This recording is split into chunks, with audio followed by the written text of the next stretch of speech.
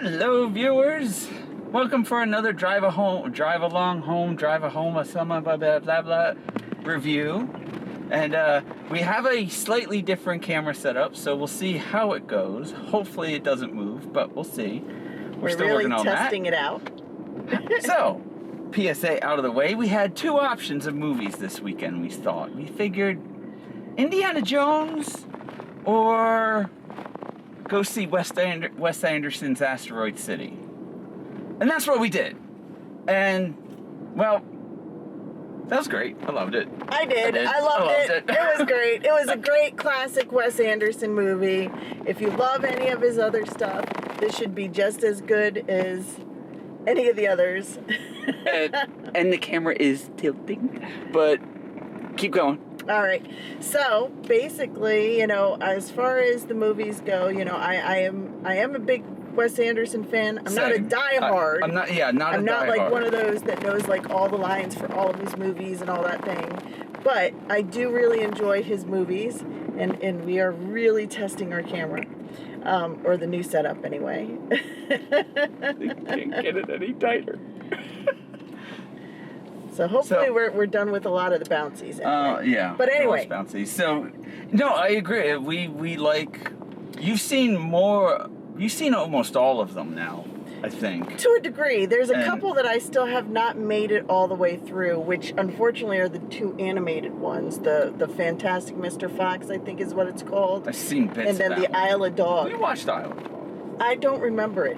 Yeah, I remember that. That was just... I remember watching most of it, but I do remember falling asleep in the middle of it, and so I don't really remember. Yeah, and I've tried Fox like 3 times, and every single time I've fallen asleep halfway through. So I just can't make it through those two for some reason. I do really, really enjoy, Grand Budapest.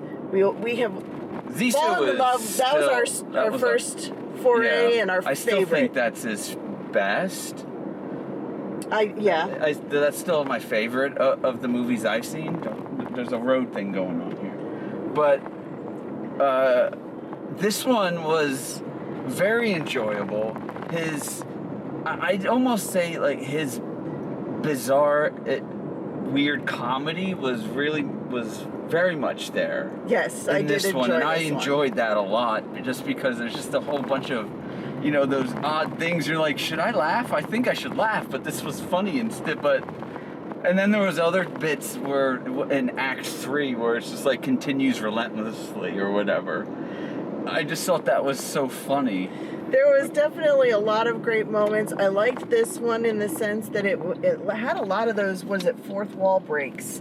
There was a couple of them. It was interesting to see how it kind of progressed as Keep going. Just keep going. It's just not working. All right. Well, now we know.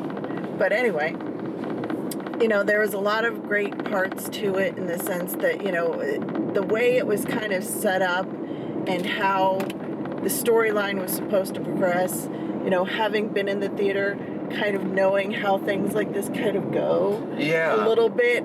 I was like enjoying it from that aspect as well. So I kind of got it. I kind of got it for both areas. Well, I thought that was interesting in general was the fact that it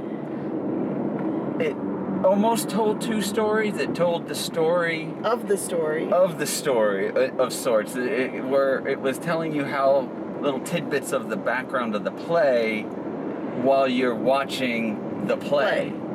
Yes. So that was kind of interesting, and I think the biggest real criticism I have of it, you drive, I'll tinker with that, is if anything, just lean in.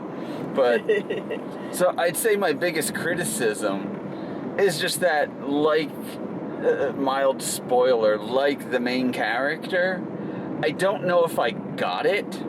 I don't think you're going to get it right away. I don't know.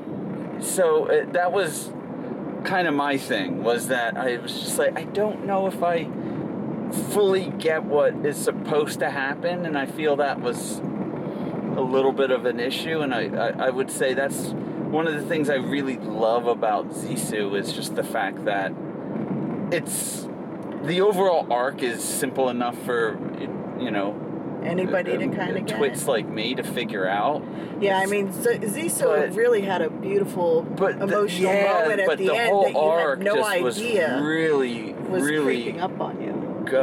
Yeah, exactly. It was there, and everything like that was there in Zissou. Where this one, there was nice moments and things like that, but I didn't feel it had that growth impact by the end of it. No, I think the only thing that really kind of gives a drawback in some of his more later stories, and maybe even in a couple of the other ones, like Royal Tannenbaums, things like that, where there are just too many characters. And it's really hard. And even Moonrise Kingdom, there was a lot of characters in there. And to really give them all that real arc is really hard to do. So, I mean, that's the only drawback that I feel is in this, is that there are just so many characters, you know? And I just really, I mean, it's hard to focus on one. Obviously, there's like the 3 or 4 main characters that you're supposed to kind of really follow through with. But other than that, you know, it's still just there's so many people to kind of keep an eye on and kind of see how it plays out. And there's so many little moments where, like, you know, like the one point when the kid's like, "Do you dare me to press the button?" And the dad's like, "Oh, I'll break your neck." That's what I'm saying. And then the next scene, they pan over, and all of a sudden, like, you see them running around, and he's trying to, you know, throttle the kid, so to speak. But that was the comedy that was there, and there was just so many little bizarre, I don't know, isms or whatever. And that Roadrunner. That was weird. The random guy in a hat that would peek his head in during scenes. There was just so much of that little silliness throughout. I mean, you know what? I kind of almost feel like that guy was either a government official. I would probably say yes. Or what he could have been is the stage manager, because they would be the person that would be keeping an eye on all the set, all the stage, all the, you know, everything that's going on to make sure that everything happens correctly. Yeah. But that's so in the context of the play, I could see him as a government official. Yeah. Just try to avoid as the context of the screen or the actual play. Yeah, no, I got it. I can kind of get an idea that he's that could make sense too. Yeah. So, but anyway, that's but I like that I did like that, regardless of who it was, and that silliness and bizarreness that was there. Yes. And it's like, as always, Wes Anderson movies has got this unique style to them, yes. And this one really elevated that stage style he's always kind of had. Yes. Because the main bulk of the movie is you're watching the play just in a more theatrical thing. And it's like the first time I saw the whole set, when you get to Asteroid City, I was like, did he actually craft the whole set? Because it's like you got the wall, the mountain wall around it and everything like that. It's like, how much of that was real? I really would be interested to know. But that aesthetic, the music, all of it's just there, and you know, and of course the cast was stellar. Loaded, was on top of it. Yeah, and I would argue a little bit, and I think specifically this one, it was very much the style. They were very stoic. All the characters were extremely stoic in this one. They didn't emote too often, which is why the one time when Hanks did, it was almost out of place, but it was quite humorous. Oh yeah. You know, so all of that is there, but you really have to like Wes Anderson dry movies. Humor, really super dry movie. Honestly, in a sense, the martini aspect that's kind of driven throughout the adult side of this for most of the movie is kind of like how you have to take the movie. It's very dry. True.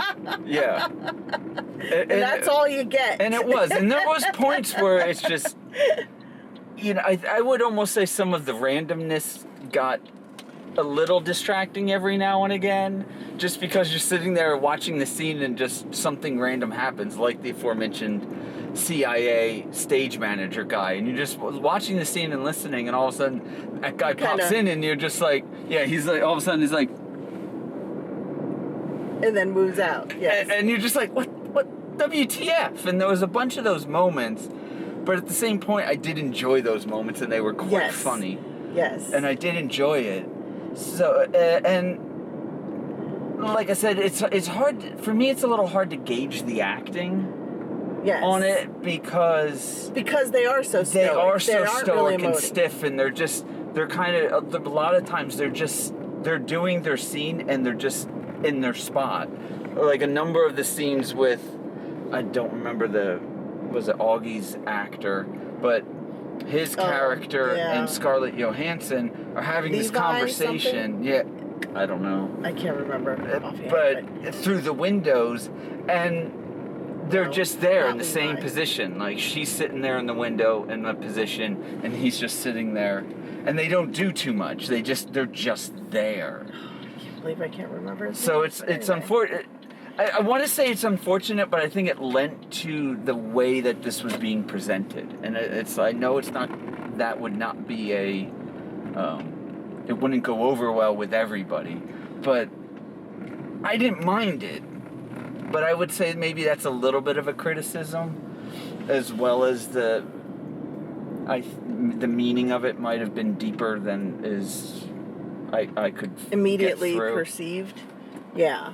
I mean, there is definitely that. I do like a lot of it still. I mean, there's... Oh, God, yeah. It's like... I was laughing through most of it. I would see it again when it comes out. I'm going to buy it. We're going to buy it. And it's... Yeah, I thoroughly enjoyed this movie. Being added to my collection, absolutely. Yeah, I thoroughly enjoyed this movie. It was I so really did, and it was just... It cracks me up because these are such stellar actors in so many different places.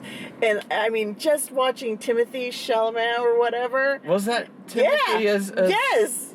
So, like, seeing him as that, and then having just recently watched the Dune trailer... Oh, yeah. I'm like, two totally different characters. Yes. And I am very impressed. So... And honestly, I mean, that could very well also be...